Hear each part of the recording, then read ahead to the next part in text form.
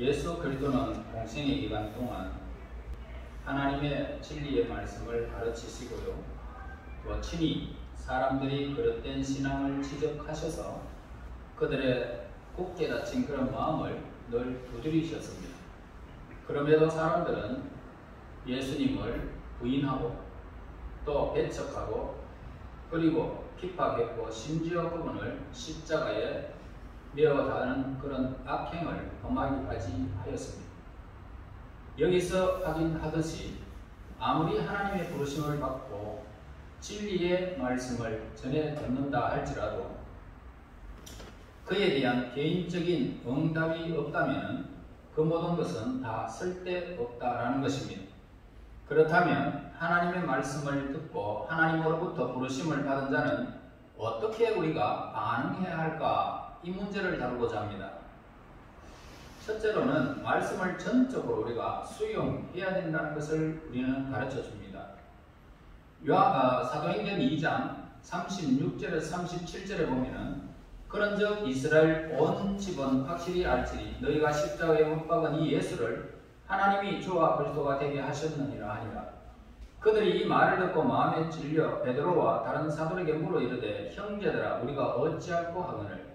하나님의 부르심은 하나님의 말씀을 통해서 주어지고요. 그 말씀을 통해서 우리의 구원은 완성되어지는 것입니다.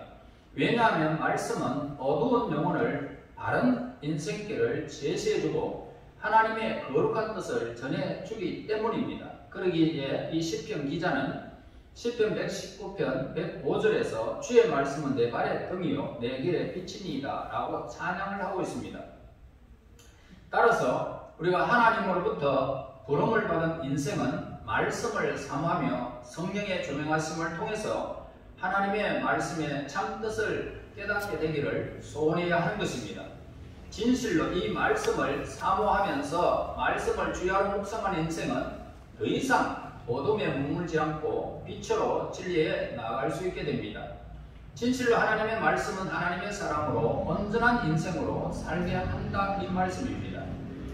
제가 예수를 어릴 적부터 교회를 나가서 윤년주일 학교부터 그렇게 다녔지만은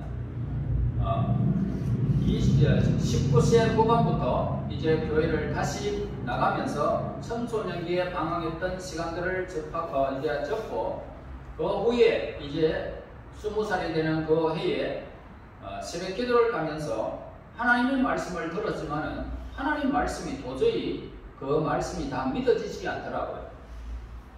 왜 이 말씀이 안 믿어질까? 그러면서 홍해가 갈라지고 육지같이 건넜다는 이야기를 도대체 이야기가 안 되고 그리고 천지를 하나님이 창조하셨다고 하는데 이게 이해가 잘 안 되더라고요. 이해가 안 돼요. 뭘 어떻게 해서 창조되었는지 그때는 성경의 지식도 나에게는 없었고 그저 의문에 불과하더라고요. 그런데 새벽기도 가가지고 나도 모르게 무조건 하고 하나님 말씀 믿게 해달라고 기도했습니다. 하나님 내가 도대체 하나님 계심이 어떤 것인지 성경에서 아무리 이야기를 해도 내가 그 말씀을 들어도 나 이해가 안 갑니다. 도대체 이 말씀 도대체 난 모르겠습니다. 그러면서 안 믿어집니다. 그런데 자꾸 믿고 싶은데 내 속에서는 안 믿어지니까 믿게 해달라고 기도했습니다. 그런데 어느 날 성경을 읽으면서 하나님의 성령이 임재하니까 안 믿을 수 없는 사건으로 내게 다가옵니다. 그래서 그때부터 내가 하나님 앞에 완전히 붙잡혀가지고 학습을 받으면서 얼마나 감격을 했고 세례를 받으면서 눈물을 강같이 흐르면서 하나님의 그 엄청난 사건을 내게 막 몰려옴을 깨닫게 되어졌습니다. 그렇습니다. 우리가 빛이 우리에게 임하지 아니하면 이 진리는 우리에게 아무런 감동을 주지 않습니다. 그래서 우리의 심령이 하나님 앞에 하나님 나 이 말씀이 잘 안 믿어지는데 믿게 해달라고 기도해야 됩니다. 기도하면 하나님의 성령의 진리 영이 오셔서 우리를 빛 가운데로 인도해 주십니다. 그러면 안 믿으래야 안 믿을 수 없는 사건으로 나에게 다가오게 되어지는 것입니다. 그래서 우리는 하나님의 온전한 인생으로 삶을 살아가게 되는 것입니다. 자, 하나님으로부터 이제 부르심을 받은 인생은 부르심을 받고 죽음에서 생명으로 옮겨진 사실에만 만족해서는 안 되는 것입니다. 구원의 초보에 족하여서 더 이상 성장에 대한 노력을 게을리게 한다면 하나님으로부터 책망을 받게 될 것입니다. 하나님의 초청을 받고 생명의 세계로 들어온 자는 날마다 이 생명이 자라나야 되는 것입니다. 사실 이 생명은, 은혜를 받은 인생은 당연히 하나님의 말씀 안에서 성장은 계속적으로 나아가기 마련입니다. 성장하지 않는 것은 죽은 것에 불과하다는 사실을 우리는 잊어서는 안 됩니다. 그래서 성장을 하되 어떻게 성장해야 되느냐?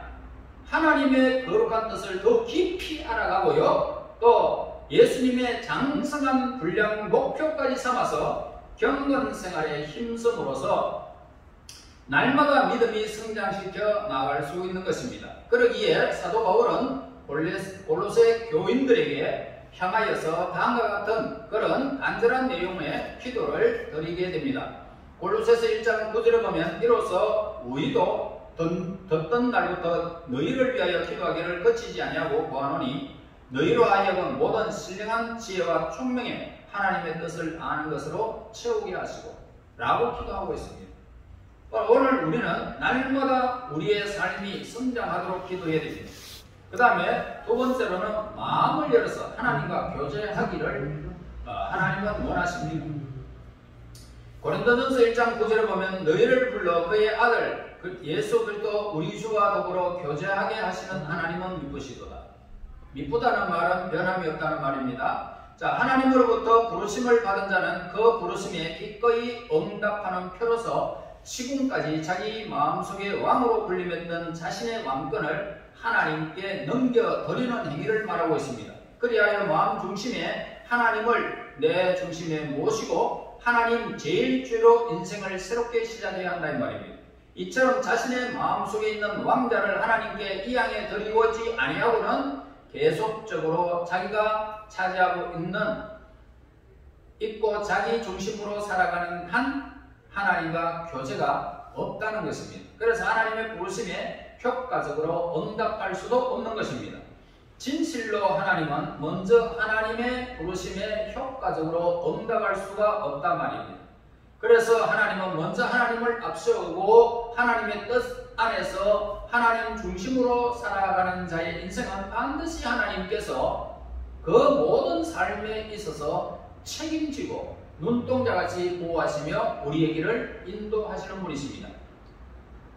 자, 이제 하나님을 마음 중심에 모셨다라는 것은 뭐냐면 피상적으로 상징적인 의미로 해석해서는 안 된다는 것을 알아야 됩니다. 그것은 실제적으로 구체적인 내용을 담고 있는 인생의 대개혁이 일어나는 것입니다. 그래서 지금껏 자기의 고집과 편견을 쫓아서 살아가던 데서 이제 돌이키게 되고 오직 하나님을 의뢰하고 날마다 때마다 하나님의 뜻 안에서 내 삶을 묻고 그리고 기쁠 때나 고통스러울 때나 할 것 없이 하나님께 기도하는 신령한 자로 변화되어지는 것을 말하고 있습니다. 정녕 하나님은 항상 하나님을 의뢰하고 항상 하나님께 간구하는 신령과 교제하기를 기뻐하십니다. 그리고 그와 동행하기를 기뻐하십니다. 죽음을 보지 아니하고 승천했던 에녹이 바로 이 같은 그런 인생을 살았던 것입니다. 하나님 중심 아래서 하나님이 내려주시는 그 빛 가운데서 이 인생을 살았던 것입니다.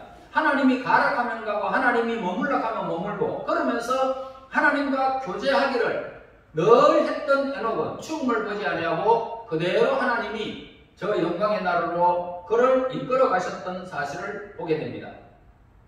자, 이제 세 번째로 하나님의 뜻을 찾고 순종하기를 하나님은 원하고 있습니다.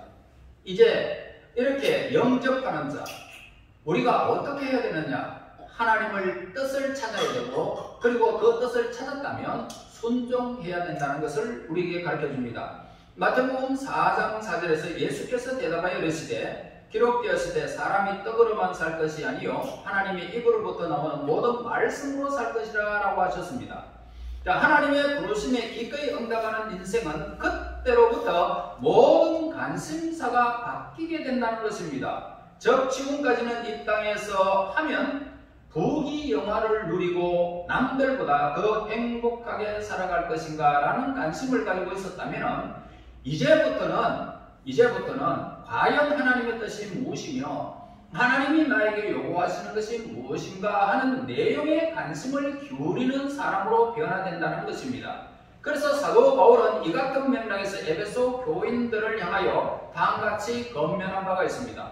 에베소서 5장 15절에서 17절에 기록하는데 그런즉 너희가 어떻게 행할 것을 자세히 주의하여 지혜 없는 자같이 말고 오직 지혜 있는 자같이 하여 세월을 아끼라. 때가 악하니라. 그러므로 어리석은 자가 되지 말고 오직 주의 뜻이 무엇인지 분별하라고 했습니다. 다시 말해서 이해하라. 하나님의 부르심을 받고 그 마음속에 하나님을 모셔드린 인생은 다만 하나님의 뜻이 무엇인가를 아는 수준에 머물러서 안 된다는 것입니다. 자신의 뜻을 하나님의 뜻에 전적으로 굴복시켜야 됩니다. 그리고 하나님의 기대에 부응하여 적극적인 그런 순종하는 자리에까지 나가야 하는 것입니다. 여러분, 우리가 살아가면서 좋은 일이 있을 때는 하나님 감사합니다. 그런 나쁜 일이 있으면 어떻게 해요? 그것도 하나님의 뜻임을 알고 순종하라는 것입니다. 그래서 오늘 우리의 삶에서 무슨 일이 하나님께서 우리의 삶의 모든 부분을 흔들어 놓든지 아니면은 우리가 하나님 앞에 복을 받아서 누리든지 이 모든 것들은 하나님께 순종하는 자세로 우리의 삶을 살아가는 것을 우리에게 가르쳐 줍니다. 그래서 언제나 아멘, 아멘하고 순종하라는 것입니다. 이 순종은 하나님을 그 마음 중심에 모신 자의 삶의 특징이 바로 아멘하고 순종하는 것입니다. 그래서 하나님의 최고의 주인으로 모신 자의 당연한 덕목이 바로 순종입니다. 그리고 이 순종은 부름받은 우리 성도들이 하나님께 드릴 수 있는 가장 아름답고 향기로운 예물 가운데 하나임을 우리는 잊지 말아야 할 것입니다.